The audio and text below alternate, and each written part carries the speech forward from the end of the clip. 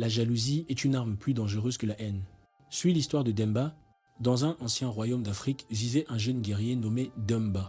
Il était reconnu pour son courage, sa force et surtout sa loyauté envers le roi.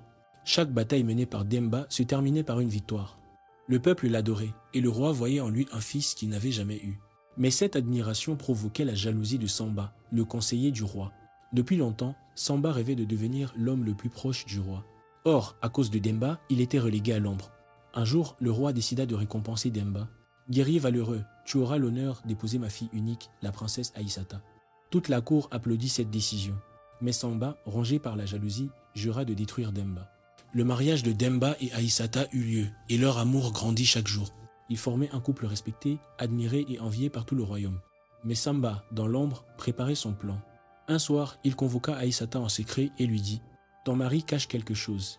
Sais-tu pourquoi il ne laisse jamais personne toucher son collier de guerre ?» Surprise, Aïssata répondit qu'elle ne s'était jamais posé la question. Samba ajouta « C'est parce que ce collier n'est pas un simple bijou. Il contient le secret de sa force. Et crois-moi, s'il t'aimait vraiment, il te l'aurait confié. » Le doute commença à naître dans le cœur d'Aïssata. Le soir, elle interrogea son mari. « Demba, pourquoi ne veux-tu jamais que je touche ton collier? Ne me fais-tu pas confiance ?» Demba sourit doucement. « Ce n'est pas une question de confiance, mon amour. Ce collier est sacré. Il m'a été transmis par mes ancêtres. Personne ne doit y toucher, pas même toi. » Mais ces mots ne suffirent pas à calmer la princesse. Le poison de la jalousie et du doute, semé par Samba, faisait déjà son effet. Quelques jours plus tard, Aïssata se décida. Elle devait connaître le secret du collier, même si cela trahissait son mari. Un soir, pendant que Demba dormait profondément, Aïssata s'approcha doucement de lui. Son cœur battait fort, partagé entre l'amour pour son mari et la curiosité qui la dévorait. Elle glissa lentement ses mains autour de son cou et retira le collier sacré. À peine eut-elle touché la pierre centrale, qu'une étrange énergie parcourut la pièce. Un souffle glacé fit trembler les murs et Demba se réveilla en sursaut. Voyant le collier entre les mains de sa femme, il eut le visage rempli de douleur. « Aïssata, tu m'as trahi !» Mais il était déjà trop tard.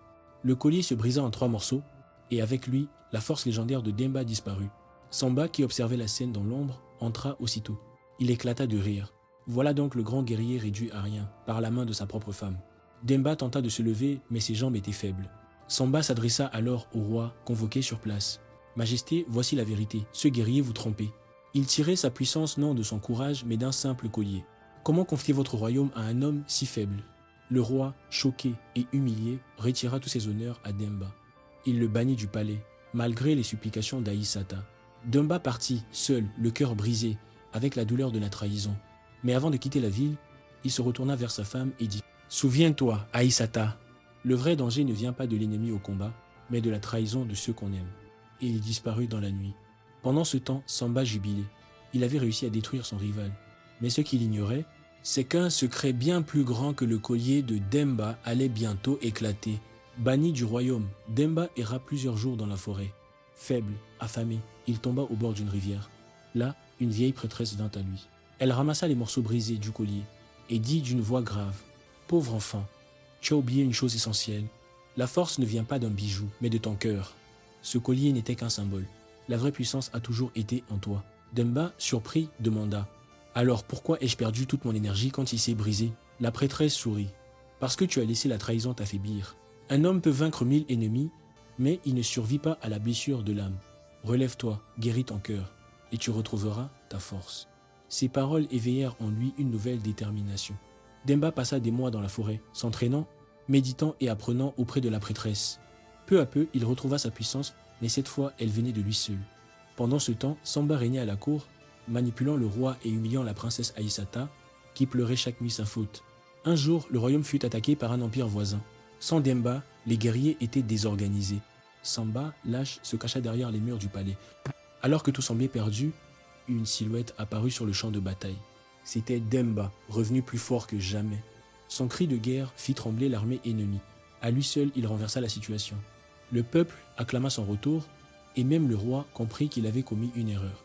Après la victoire, Demba entra dans le palais. Il se tourna vers Samba et dit « Iba, tu as utilisé la trahison pour me briser. Moi, j'utiliserai la vérité pour t'anéantir. » Le roi découvrit alors que Samba avait manipulé sa fille, et, furieux, il le condamna à l'exil éternel. Aïssata, en larmes, demanda pardon à son mari. Demba, le cœur lourd, répondit « Je t'ai aimé plus que ma propre vie, mais une plaie de trahison ne guérit jamais totalement. Il quitta le palais, libre et honoré, mais choisit de ne plus jamais revenir. Et dans tout le royaume, on se souvint de cette leçon. Et la jalousie détruit, la trahison tue, mais le courage renaît toujours de ses cendres. Fin de l'histoire.